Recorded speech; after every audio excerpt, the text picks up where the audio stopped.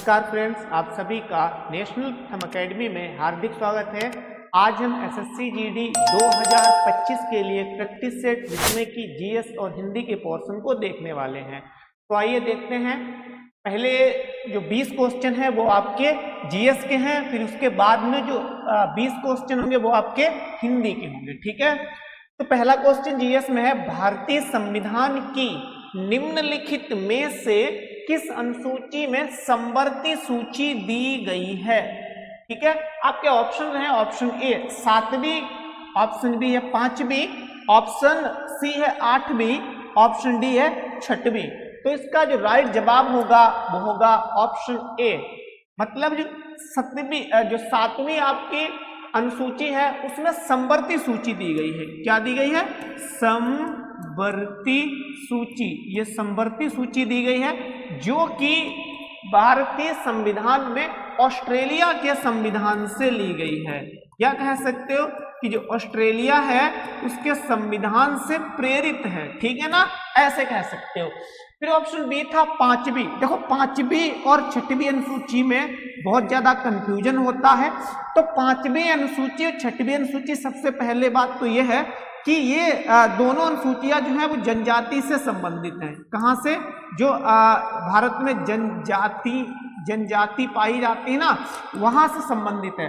5वीं जो अनुसूची है उसमें आप 4 राज्यों को छोड़ दीजिए। कौन कौन से? त्रिपुरा राज्य को छोड़ दीजिए। त्रिपुरा,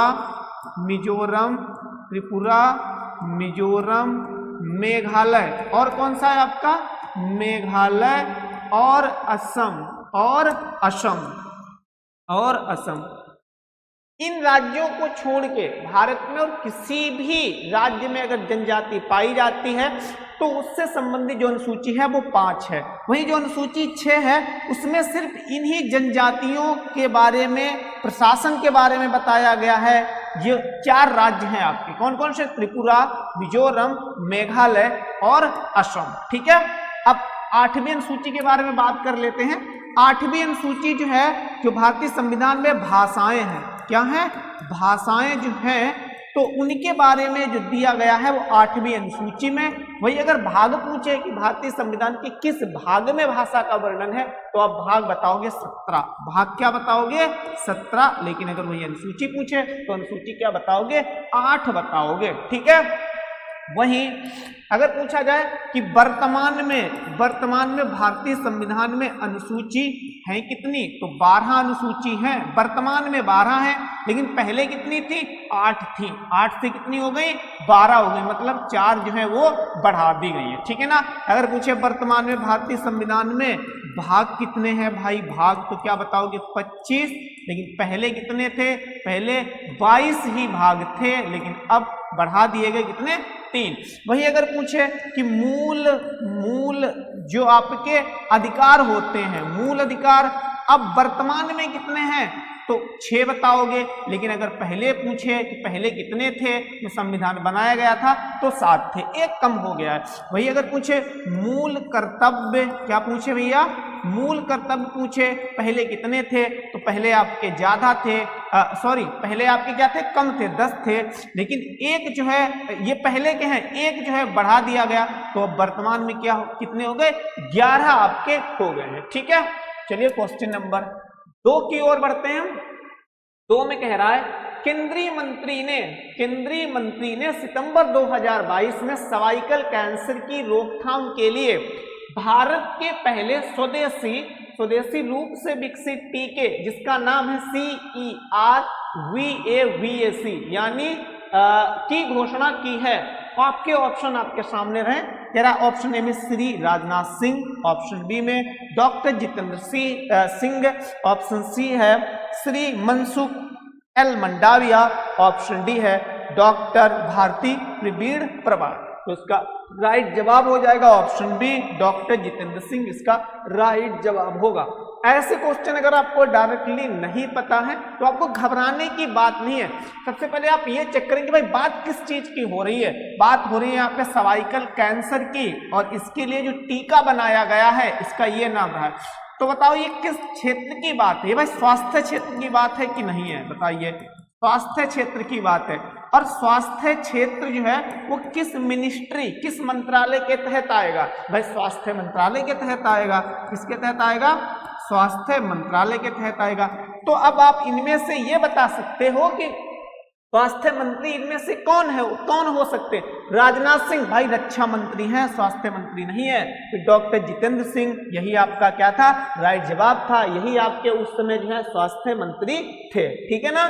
चलिए, ऐसे क्वेश्चन को आपको छोड़ना नहीं है, बस थोड़ा सा आपको एक्स्ट्रा दिमाग लगाना होगा, लिंक बनानी पड़ेगी। ठीक है ना?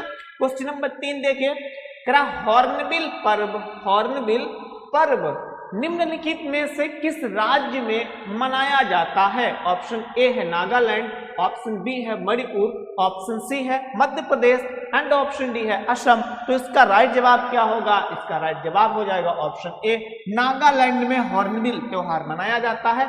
असल में जो हॉर्नबिल है वो नागालैंड में एक बहुत फेमस पक्षी है। क्या है?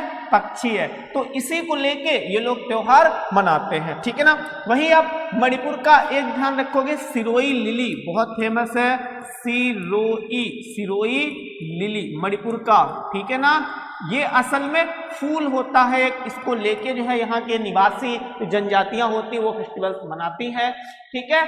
वहीं एक और ध्यान रखिए आप, मिजोरम का ध्यान रखिए, बहुत इंपॉर्टेंट है मिजोरम। यहां से क्या आप ध्यान रख सकते हैं? चाप चार कूट, यहां से ध्यान रख सकते हैं मिजोरम से। अरुणाचल प्रदेश में एक ध्यान रखिए लोसार, बहुत इंपॉर्टेंट है त्योहार आपका। क्या नाम है? लोसार। क्योंकि पूर्वोत्तर के जो राज्य हैं वहां से त्योहार से क्वेश्चन ज्यादा ही बनते हैं। एक आपको असम का ध्यान रखना है, बिहू। क्या ध्यान रखना है? बिहू जो है वो आपका असम का त्योहार है। ठीक है ना?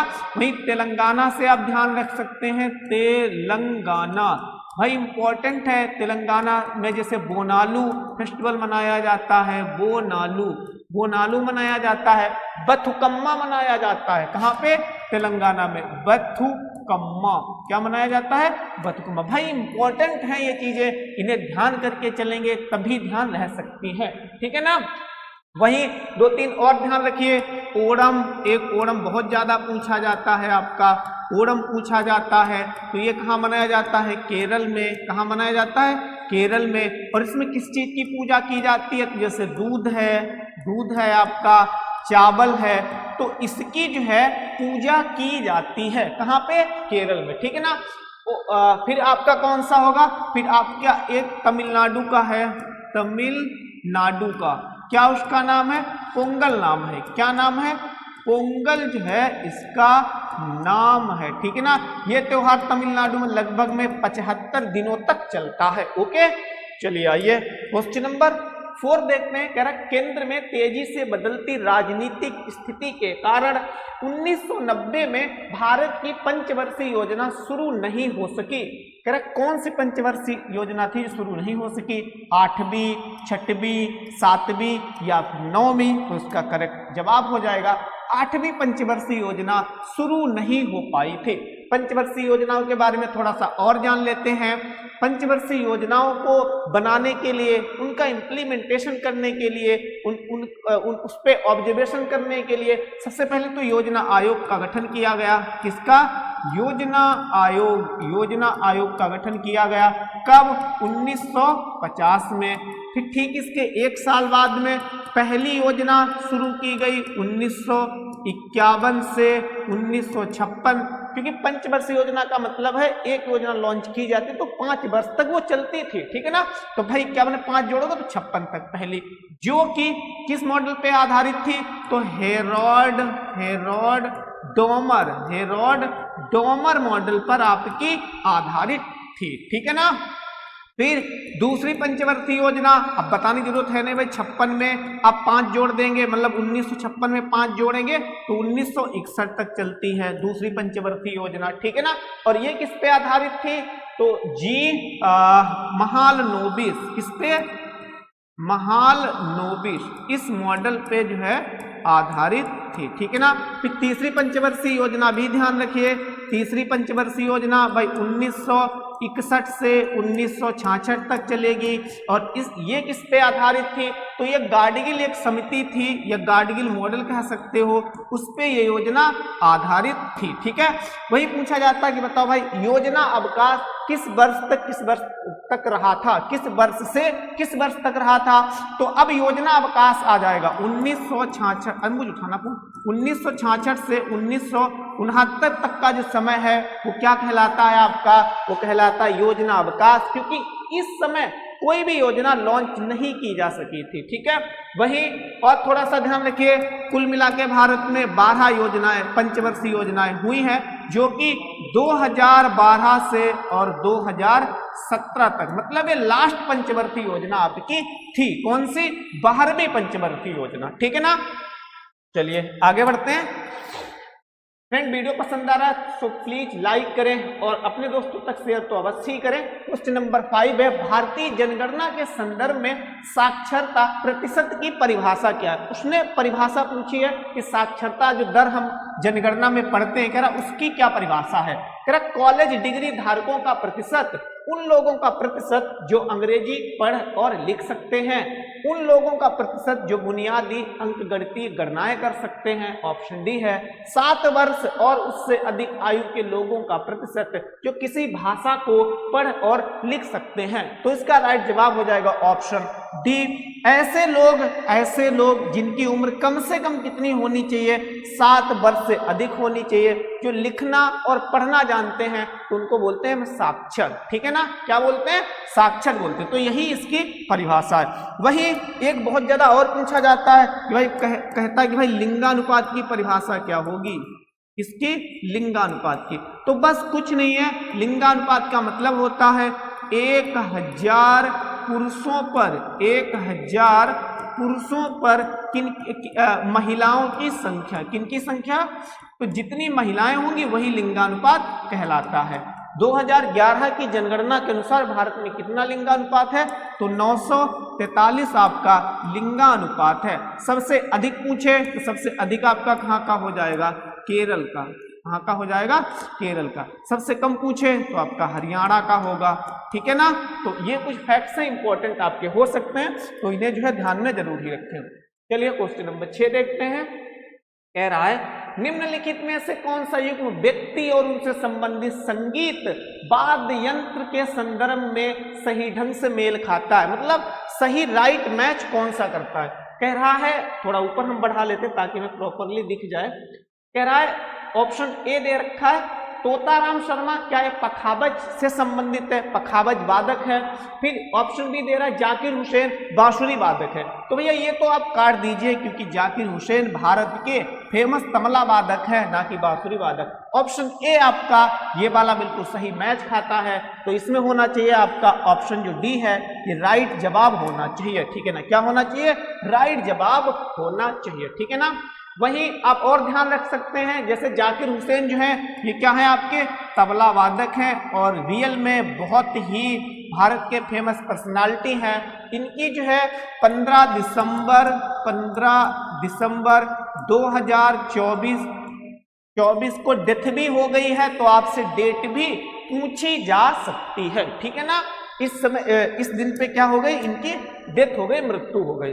फिर क्वेश्चन नंबर 7 देखिए। क्वेश्चन नंबर 7 कह रहा है खुदाई खिदमतगार के संस्थापक कौन है? मोहम्मद अली जिन्ना, ऑप्शन बी है खान अब्दुल गफ्फार खान, ऑप्शन सी है सैयद अहमद खान, ऑप्शन डी है मौलाना आजाद।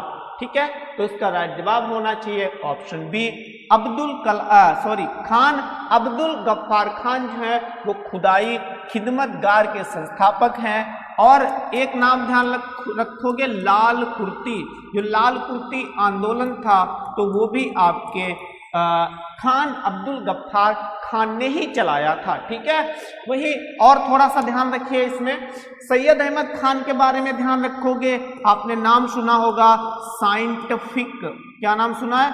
साइंटिफिक। ठीक है ना, साइंटिफिक जो सोसाइटी थी, जो साइंटिफिक क्या थी? सोसाइटी थी, उसकी स्थापना भी सर सैयद अहमद खान ने ही की थी। प्लस जो अलीगढ़ मुस्लिम विश्वविद्यालय है, कौन सा है? अलीगढ़ मुस्लिम जो विश्वविद्यालय है, ठीक है ना, उसकी भी स्थापना इन्होंने की थी, तो सर सैयद अहमद खान ने ही इनकी स्थापना की थी। वहीं जो मौलाना अबुल कलाम आजाद, इनका पूरा नाम क्या है, मौलाना अबुल कलाम जो आजाद थे, ये क्या थे आपके भारत के पहले शिक्षा मंत्री थे। क्या थे, शिक्षा मंत्री थे। ठीक है, चलिए आगे बढ़ते हैं। क्वेश्चन नंबर 8 देखते हैं। भारत में आर्थिक नियोजन के संबंध में बॉम्बे प्लान कितने भागों में प्रकाशित किया गया था? कह रहा 2 भागों में, 3 भागों में, 4 भागों में अथवा 5 भागों में। तो इसका राइट जवाब हो जाएगा ऑप्शन ए, 2 भागों में इसका जो है ये प्रकाशित किया गया था। और बॉम्बे प्लान लाया कब गया था? तो 1944 में लाया गया था। बॉम्बे के मतलब मुंबई के 8 प्रसिद्ध जो उद्योगपति थे, ठीक है ना, तो इन्हीं के द्वारा जो है ये प्लान लाया गया था कि जैसे कंपनियां जो है स्थापित की जाएंगी, उसके द्वारा लोगों को रोजगार दिया जाएगा। ठीक है ना, तो यही आपका क्या कहलाया, बॉम्बे प्लान कहलाया था। ठीक है, क्वेश्चन नंबर 9 देखिए। निम्नलिखित में से कौन सा भारतीय संविधान में उल्लिखित राजनीति का निदेशक सिद्धांत नहीं है? ऑप्शन ए कह रहा है कृषि एवं पशुपालन का गठन। ऑप्शन बी कह रहा है विधायिका को कार्यपालिका से अलग करना। ऑप्शन सी कह रहा है अंतर्राष्ट्रीय शांति और सुरक्षा को बढ़ावा देना। ऑप्शन डी कह रहा है नागरिकों के लिए समान नागरिक संहिता। तो इसका जो राइट जवाब हो जाएगा वो ऑप्शन बी होगा, विधायिका को कार्यपालिका से अलग। ये हमारा डीपीएसपी नहीं है। ठीक है ना, थोड़ा डीपीएसपी के बारे में जान लेते हैं। अगर पूछा जाए कि भाई जो डीपीएसपी होते हैं, जिसको हम इंग्लिश में डीपीएसपी बोलते हैं, उसको हम हिंदी में राज्य के नीति निर्देशक सिद्धांत अथवा तत्व बोलते हैं। ठीक है ना, तो ये भाग किस में दिए गए हैं? तो भैया ये भाग जो है आपके 4 में दिए गए हैं, 36 से 51 तक। कहां से कहां तक? 36 से 51 तक। ठीक है, तो जैसे इसने दे रखा अंतर्राष्ट्रीय शांति एवं सुरक्षा को बढ़ावा देना, तो ये जो है अनुच्छेद 51 में ही दिया गया है। ऐसा कहा गया है कि भारत जो है वो अंतर्राष्ट्रीय स्तर पर शांति को बढ़ावा देगा, पीस कायम करेगा और सुरक्षा की बात करेगा। ठीक है ना, नागरिकों के लिए समान नागरिक संहिता, तो ये अनुच्छेद किसमें दी गई है? 44 में दी गई है। इसमें अनुच्छेद 44 में। ऐसे ध्यान रख सकते हो, समान की बात कर रहा है, समान नागरिक संहिता, और इसमें भी देखो भाई 4 समान अंक ही तो आ रहे हैं, समान डिजिट आ रहे हैं। ठीक है ना, तो ऐसे कभी भी आप नहीं भूलेंगे। वही ध्यान रख सकते हो कि समान नागरिक संहिता को लागू करने वाला पहला राज्य गोवा था। क्या पूछे? पहला राज्य गोवा था। ठीक है ना, फिर अगर पूछे कि स्वतंत्रता के बाद, क्या पूछे? स्वतंत्रता के बाद जो है, सॉरी स्वतंत्रता नहीं, मतलब जो संविधान लागू हो गया उसके बाद कौन सा राज्य है जिसने ये अपनाया, समान नागरिक संहिता अपनाई? तो हो जाएगा आंसर यूके। यूके मतलब उत्तराखंड ऐसा पहला राज्य बन चुका है संविधान के लागू होने के बाद जिसने समान नागरिक संहिता को अपनाया है। ठीक है, चलिए आगे बढ़ते हैं। क्वेश्चन नंबर 10 देखिए, कह रहा है वैभव फेलोशिप योजना को लागू करने का उत्तरदायित्व किस सरकारी विभाग के पास है? कृषि एवं विकास कल्याण मंत्रालय, ऑप्शन बी है विज्ञान और प्रौद्योगिकी मंत्रालय, ऑप्शन सी है शिक्षा मंत्रालय, ऑप्शन डी है गृह मंत्रालय। ठीक है, तो इसका राइट जवाब हो जाएगा ऑप्शन बी विज्ञान और प्रौद्योगिकी मंत्रालय। क्योंकि जो वैभव है ना, वैभव, तो इसमें जो साइंस है ना उसको बढ़ावा दिया जाएगा। साइंस के बच्चों को फ्री में स्कॉलरशिप दी जाएगी, उन्हें पढ़ाया जाएगा। ठीक है ना, तो यही ये योजना है। ओके, क्वेश्चन नंबर 11 देखिए। 15 नवंबर 2023 को कह रहा है कहां से या में प्रधानमंत्री श्री नरेंद्र मोदी द्वारा विकसित भारत संकल्प यात्रा अभियान को हरी झंडी दिखाई गई? दौसा राजस्थान से, या खूंटी झारखंड से, या अलीगढ़ उत्तराखंड से, या हिसार हरियाणा से? तो इसका राइट जवाब हो जाएगा ऑप्शन बी खूंटी झारखंड से। ये जो अभियान था इसको हमारे पीएम श्री नरेंद्र मोदी ने यहां से इसकी शुरुआत की थी। ठीक है, वहीं कुछ योजनाएं आप ध्यान रखो 2024 की जो कि बहुत फेमस हैं। ठीक है ना, कौन कौन सी हैं? जैसे मतलब 2024 में 2023 की है और जो कि बहुत फेमस है और जो कि आपसे पूछी जा सकती है। एक तो जैसे पीएम जनमन, पीएम जनमन, ठीक है ना। ये क्या योजना है? ये असल में जो हमारी जनजातियां हैं, क्या है? जनजातियां हैं, तो उनका डेवलपमेंट करने के लिए, उनके अंदर जो स्किल है उसको बढ़ाने के लिए, उनको आगे लाने के लिए, उनका विकास करने के लिए योजना 2023 में शुरू की गई। और जो है ये योजना भी हमारे पीएम द्वारा ही लॉन्च की गई, और झारखंड का जो रांची शहर है या कह सकते जो उसकी राजधानी है, वहां से लॉन्च की गई थी, ठीक है ना। एक और 2023 में बहुत ज्यादा जो है योजना चर्चे में रही है, जिसका नाम है पीएम जनमन विश्वकर्मा योजना। क्या नाम है? विश्वकर्मा योजना, ठीक है ना। तो ये बहुत इंपॉर्टेंट है। इसमें कुल मिला के 18 सेक्टरों पर जोर दिया जाएगा। जैसे बहुत सारे ऐसे लोग हैं जो मछली पकड़ने वाले हैं, कौन से हैं? मछली पकड़ने वाले हैं, जो टेलर हैं हमारे, जो नाई है, जो कुम्हार है, जो छोटा छोटा काम करते हैं, अपने छोटे छोटे उद्योग धंधे चलाते हैं, तो उनको प्रशिक्षण देने के लिए पीएम विश्वकर्मा योजना लॉन्च की गई। ये पूछा जा सकता है कितने क्षेत्रों पे फोकस करेगी, तो 18 क्षेत्रों पर ये फोकस करती है, ठीक है। क्वेश्चन नंबर 12 देखिए, निम्नलिखित में से वेग का एसआई मात्रक क्या है? वेग का एसआई मात्रक, ऑप्शन ए किलोग्राम पर मीटर, ऑप्शन बी है सेकंड पर मीटर, ऑप्शन सी है केजी सेकंड, ऑप्शन डी है मीटर पर सेकंड। तो इसका राइट जवाब हो जाएगा ऑप्शन डी, मीटर पर सेकंड इसका राइट जवाब होगा, ठीक है। क्वेश्चन नंबर 13 देखिए, 2011-12 के आंकड़ों के अनुसार निम्नलिखित में से बिहार की गरीबी दर, कह रहा है बिहार की गरीबी दर कौन सी है या कितने प्रतिशत है? 53.7%, ऑप्शन बी है 53.7%, ऑप्शन बी है 63.7%, ऑप्शन सी है 43.7%, ऑप्शन डी है 33.7%। तो इसका राइट जवाब हो जाएगा ऑप्शन डी, 33.7% इसका राइट जवाब होगा, ठीक है।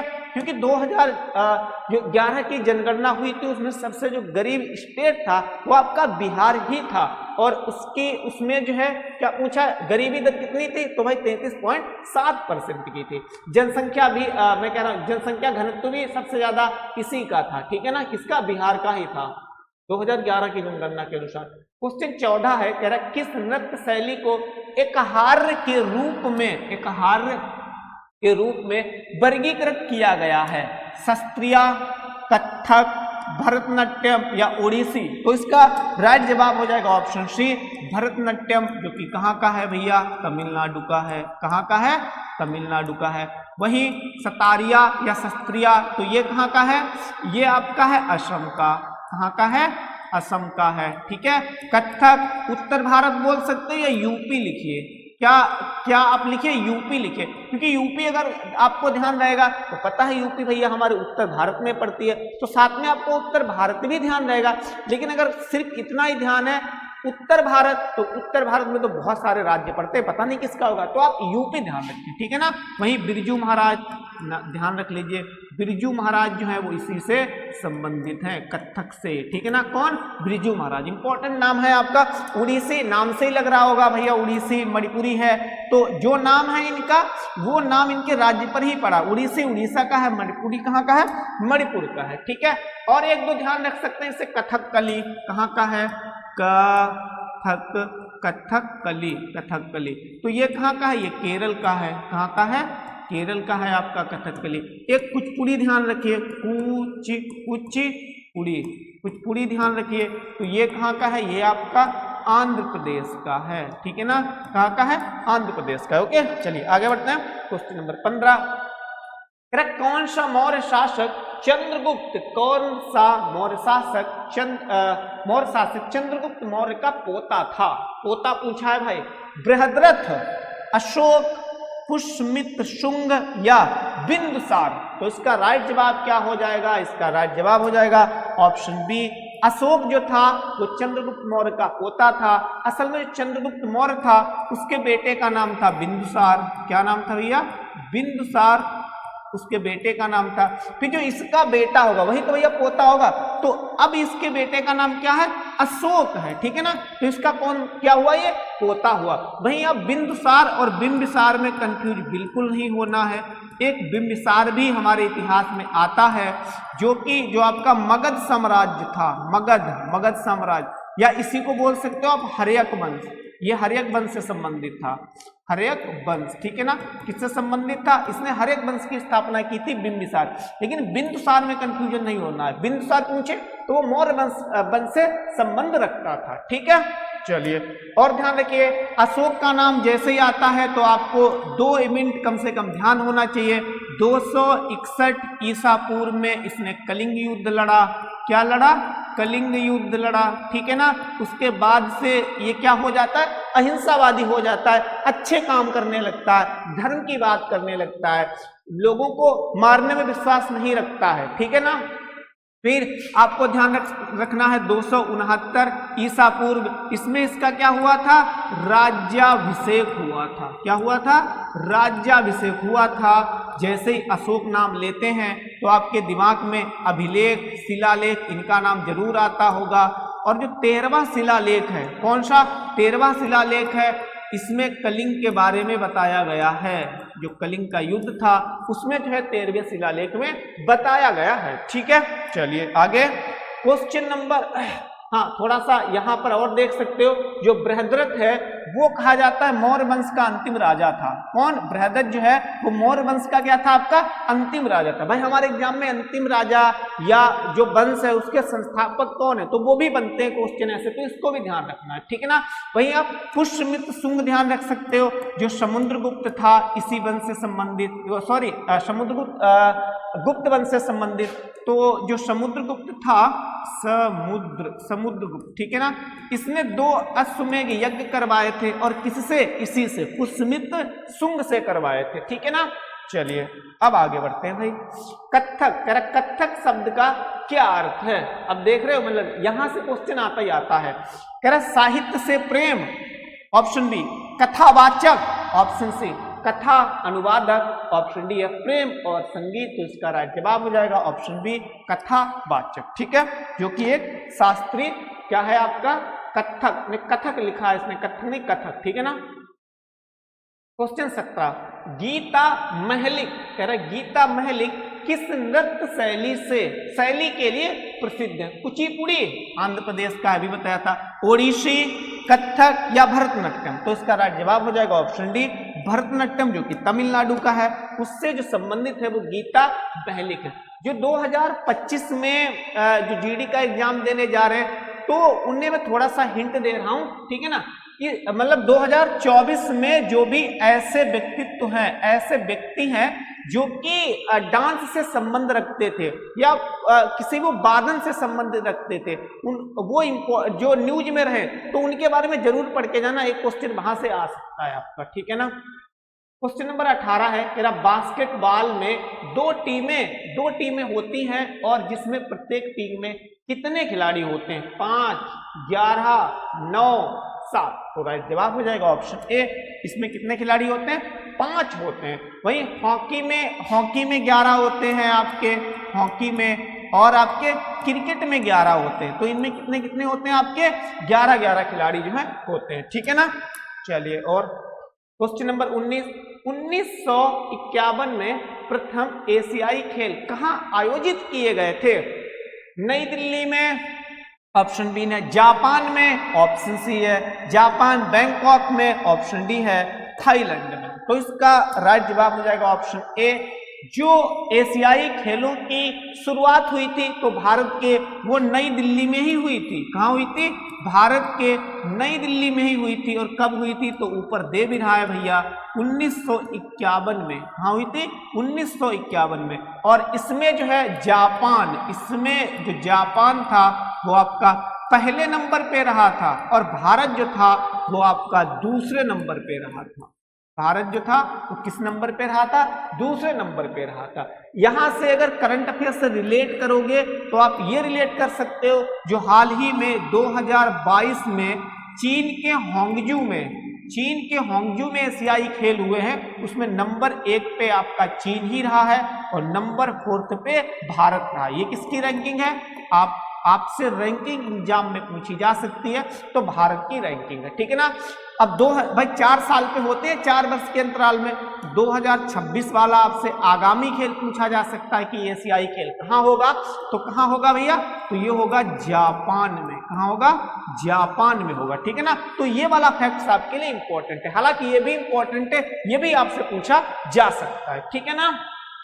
चलिए क्वेश्चन नंबर 20 है, निम्नलिखित में से कौन सा खेल पाकिस्तान का राष्ट्रीय खेल है? क्रिकेट भाई हो ही नहीं सकता, पोलो, फुटबॉल या हॉकी फील्ड? तो इसका राइट जवाब हो जाएगा हॉकी फील्ड।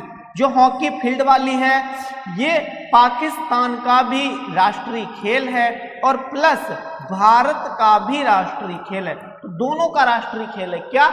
हॉकी। क्रिकेट जो है आप कह सकते हो इंग्लैंड, भाई अंग्रेज ही तो ज्यादा खेलते हैं, ठीक है ना। इंग्लैंड है, ऑस्ट्रेलिया है, तो इनका जो है क्या है? आपका राष्ट्रीय खेल है, ठीक है ना। जापान का जूडो है, जापान का क्या आपका? जूडो है। तो कुछ इतने जो है आप ध्यान रख सकते हैं, ठीक है। चलिए अब हम हिंदी के पोर्शन को देखेंगे फटाफट से। इसमें क्वेश्चन नंबर 1 है, कह रहा मुहावरे का अर्थ बताना है। मुहावरा है युग युगांतर से। मुहावरा क्या है? युग युगांतर से। कह रहा है इसका अर्थ क्या होगा? दादी के काल से, ऑप्शन ए है, ऑप्शन बी है प्राचीन काल से, ऑप्शन सी है आधुनिक काल से, एंड ऑप्शन डी है तकनीकी जमाने से। तो बताइए इसका राइट जवाब क्या हो जाएगा? तो इसका राइट जवाब हो जाएगा ऑप्शन बी प्राचीन काल से।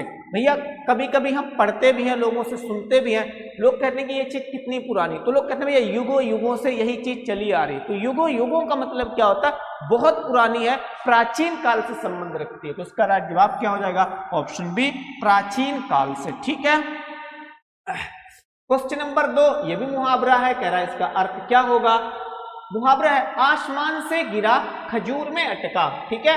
ऑप्शन ए है किसी के साथ साझा करना अच्छा नहीं होता, ऑप्शन बी है बुरे काम, ऑप्शन बी है बुरे काम करने का बुरा फल ही मिलता है, ऑप्शन सी है अकेला व्यक्ति बड़ा काम नहीं कर सकता।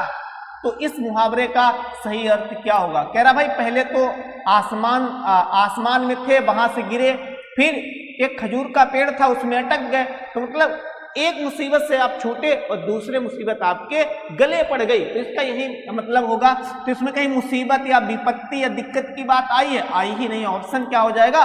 कट हो जाएगा।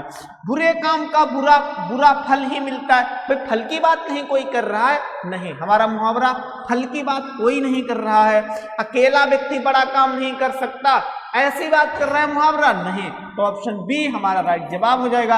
एक विपत्ति से छूटकर, भैया एक विपत्ति से महा मुश्किल से छूटा, लेकिन दूसरी विपत्ति फिर नीचे खड़ी थी तो उस पर अटक गया, दूसरी में उलझ जाना, ठीक है ना।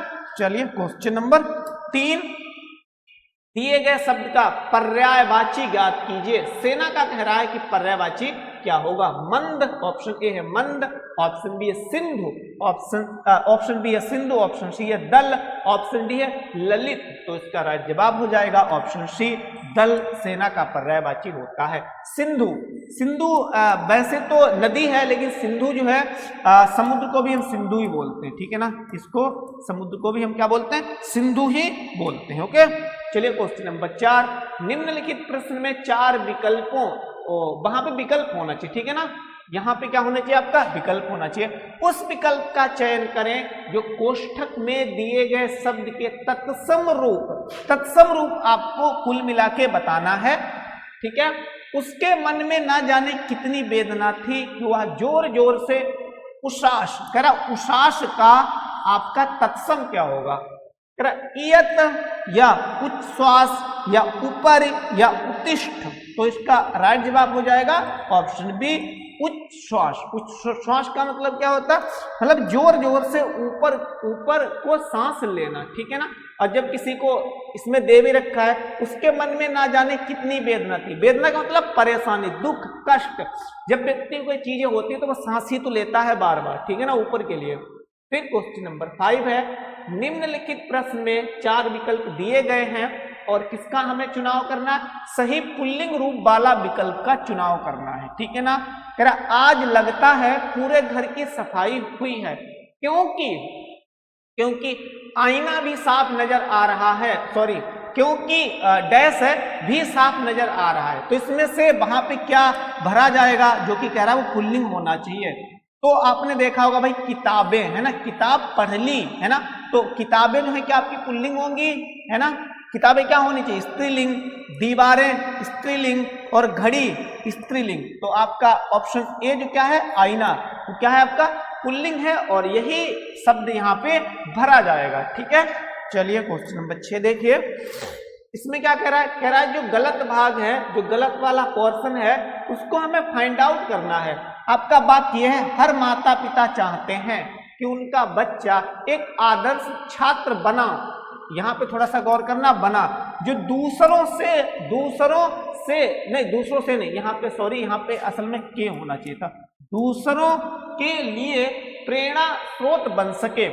तो कोई त्रुटि नहीं है, नहीं भाई, दो गलतियां हमें दिख रही है ना। एक आदर्श छात्र बना जो दूसरों से लिए, तो यही गलत है भाई। एक आदर्श छात्र बना नहीं, पॉसिबिलिटी हो रही है, सके आ गया ना, सके सका जहां पे हो तो वहां पे पॉसिबिलिटी। कह रहा है कि हर माता पिता ऐसा चाहता कि अगर उनका बच्चा एक आदर्श छात्र बने तो क्या होगा, जो दूसरे छात्र हैं उनके लिए वो प्रेरणा का स्रोत बन सकेगा। तो यही तो गलत है। क्या गलत है आपका? यही गलत है। यहाँ पे बना नहीं, बने होना चाहिए। और दूसरों से नहीं भाई, दूसरों के लिए। अगर कोई बढ़िया स्टूडेंट बनेगा, बढ़िया काम करेगा, तो वो दूसरों के लिए प्रेरणा का स्रोत होगा, तो दूसरों से प्रेरणा का स्रोत होगा, तो वहां पर के आना चाहिए था, ठीक है। क्वेश्चन नंबर 7 कह रहा है उसने दूर से फेंककर ही हथियार चलाया। इसके लिए कह रहा है सार्थक शब्द क्या होगा? कहने का मतलब ऐसा शब्द जिसमें इसका मतलब छुपा हुआ हो। अस्त्र, शस्त्र, तलवार, चाकू। तो इसका राइट जवाब क्या हो जाएगा? ऑप्शन ए अस्त्र। क्या राइट जवाब हो जाएगा? ऑप्शन ए अस्त्र। वही शस्त्र क्या होता है? शस्त्र जैसे बंदूक। आपने शस्त्र अधिनियम का नाम जो है जरूर ही सुना होगा, ठीक है ना, किसका? शस्त्र अधिनियम का नाम। तो ये सारे शस्त्र होते हैं, ठीक है। क्वेश्चन नंबर 8 रेखांकित भाग के लिए एक सार्थक शब्द ज्ञात कीजिए। ये कभी ना निष्फल होने वाला काम है। कह रहा इसका जो है शब्द क्या होगा? अमोघ।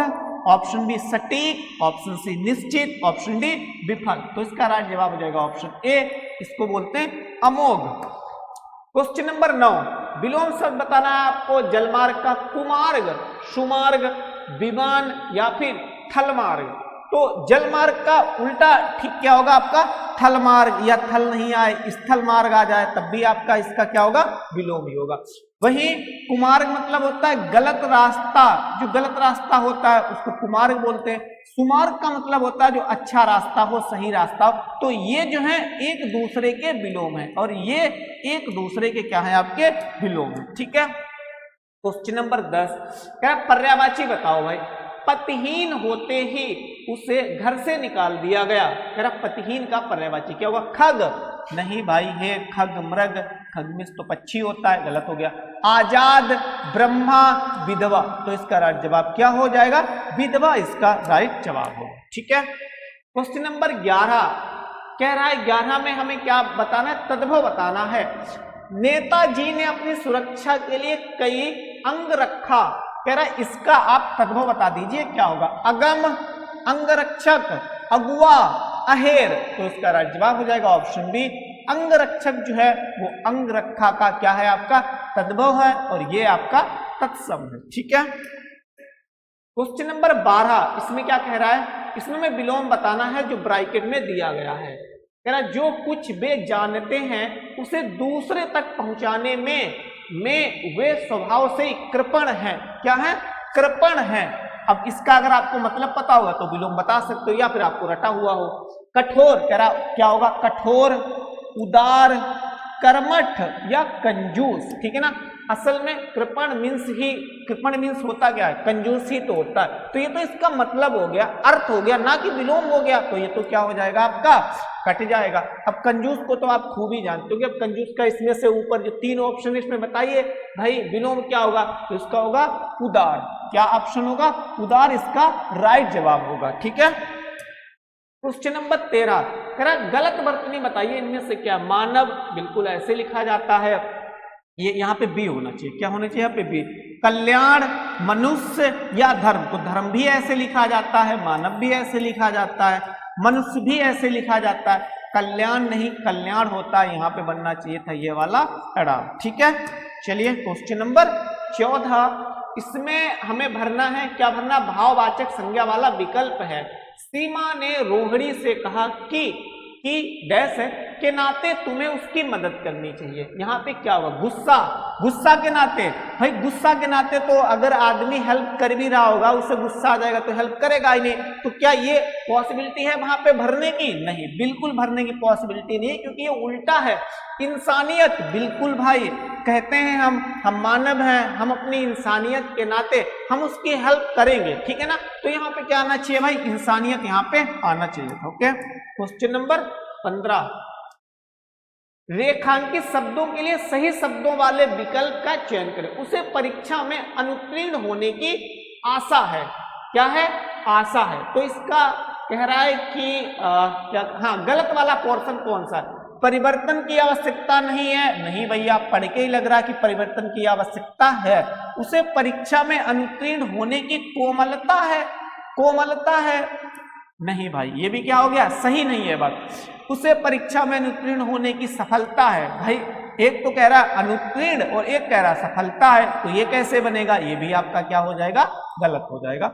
उसे परीक्षा में अनुत्तीर्ण होने की आशंका है। बिल्कुल, क्या है? उसे आशंका। आशंका का मतलब पता नहीं है कि वो जो है पास नहीं होगा, उसे डर। आशंका का मतलब यहाँ पे उसे डर है, आशंका कि कहीं वो फेल ना हो जाए। ठीक है ना भाई, आशा यहाँ पे इसने दे रखा है। आशा नहीं होगा, आशा होता अच्छे कामों के लिए। जब हम कोई मतलब कहते हैं ऐसा अनुमान लगाते हैं हाँ ऐसा हमारा काम हो जाएगा अच्छे कामों के लिए, तो उसके लिए आशा। और फेल होना क्या कि कोई अच्छा काम थोड़ी ना है। ठीक है ना, तो इसके लिए क्या होना चाहिए? आशंका। अब हमें भरना है, यहाँ पे कह रहा है प्रतियोगी परीक्षाओं में गड़बड़ी और अब कह रहा है वहां पे क्या होगा? मूर्ख, समूह, रहस्यमय या विवाद। तो यहाँ पे विवाद आएगा। यहाँ पे क्या आएगा? विवाद। नई बात नहीं है भाई, ऐसा 2-3 साल से ऐसा हो भी रहा है, कहीं एग्जाम लीक हो रहे हैं कि कुछ हो रहा है। ठीक है ना, कह रहा प्रतियोगी परीक्षाओं में गड़बड़ी और विवाद नई बात नहीं है। तो यहाँ पे कुल मिला के क्वेश्चन जो 16 है उसका राइट जवाब ऑप्शन ए आना चाहिए। विवाद नई बात नहीं है। कई परीक्षा देने वाले, क्वेश्चन नंबर 17 देखिए, कई परीक्षा देने वाले, यहाँ से कहाँ से? कई परीक्षा देने वाले डैश का कहना है। किनका कहना है? कर्मचारी। भाई कर्मचारी परीक्षा देते हैं क्या? जो परीक्षा कौन देगा इनमें से? दुकानदार परीक्षा देगा।